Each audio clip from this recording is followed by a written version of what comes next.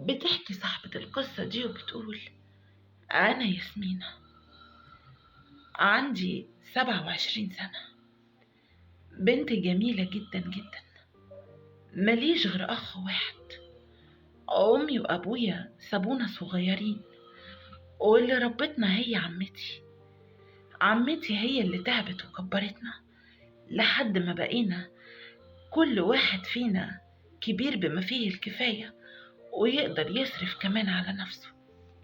وبصراحة أخويا اللي هو اللي جهزني، خصوصا بقى لما ابتديت أكبر وابتدوا يهلوا العرسان علينا. وبعد فترة تقدم لي عريس مناسب، وافق أخويا عليه واتخطبت له. وبصراحة جهزني أحسن جهاز، هو اللي كان مسؤول عن كل احتياجاتي. واتجوزت، وفضل هو عايش في شقة أبويا وأمي لوحده. كنت ما بين وقت والتاني بروح أخدمه وأشوف كل احتياجاته، وكمان كنت ساعات بطبخله بالأسبوع ولا حاجة، علشان كان طول الوقت أكله من بره. وبصراحة كنت بلح عليه كتير جدا إن هو يتجوز، لكن هو كان بيرفض، معرفش ليه. كان دايما بيقولي إن أنا مش بتاع جواز، أنا عايز أفضل كده لوحدي. وعدت الأيام لحد ما أنا بقيت حامل، ومرت شهور حملي.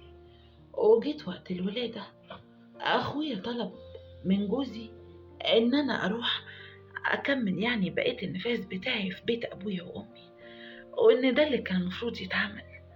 وقتها جوزي قاله إن هو مش حابب يعني يتعبه، وإن هو عايز يفضل معايا أكتر وقت ممكن، وإن مين هيخدمني ويرعاني وأنا لوحدي.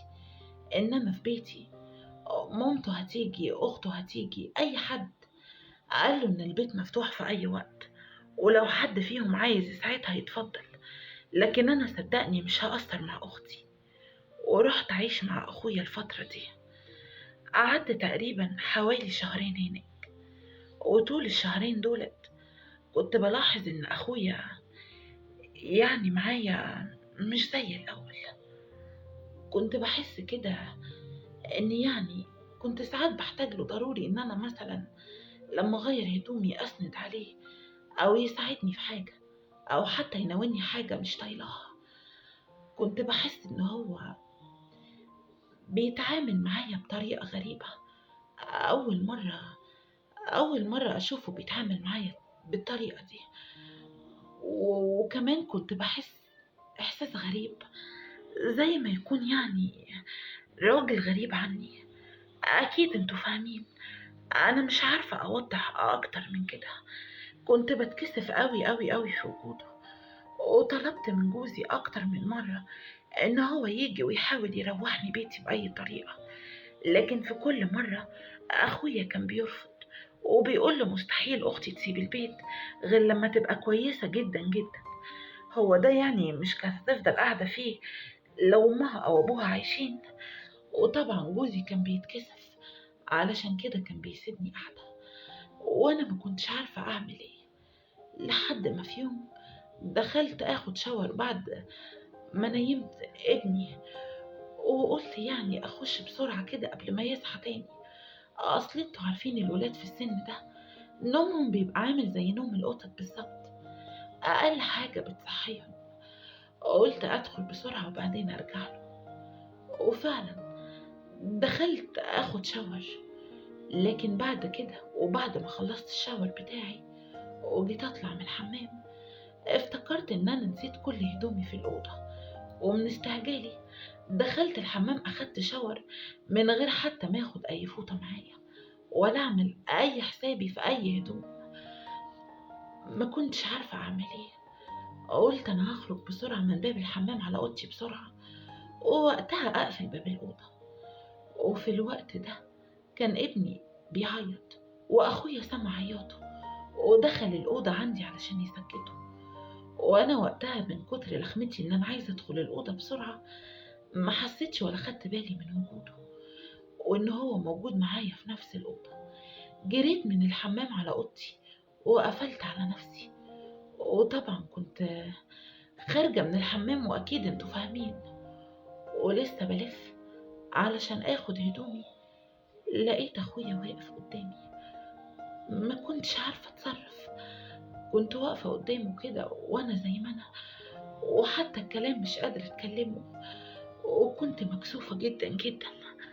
لقيته وقتها قرب لي وابتدى يعني ان هو يقول لي كلام غريب اول مرة اسمعه منه. ساعتها ما حسيتش باعصابي ولا عرفت اتلايم عليها، وحصل بينا حاجات كتير. وقتها حسيت ان انا في دنيا تانية غير الدنيا، مش قادرة اتلايم على اعصابي، ولا عارفة حتى اقوله خلاص بلاش نعمل كده. ما كنتش قادرة انطق ولا اتكلم، كنت سايباه بس ومش بعمل اي حاجة.